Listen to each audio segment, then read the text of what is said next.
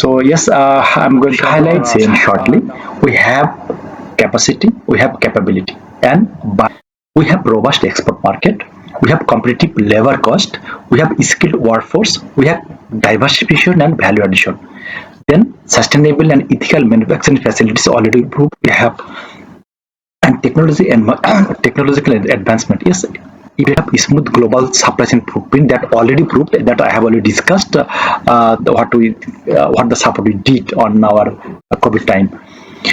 Then made in Bangladesh tag, it's very very important. Made in Bangladesh tag already have brought this tag have brought the glory of our country, and we have also number of green factory in Bangladesh all over the world. And Bangladesh R&D industry has have a lot success story. That's Bangladesh government is trying through their diplomats to convey the message to USA, European government and their stakeholders.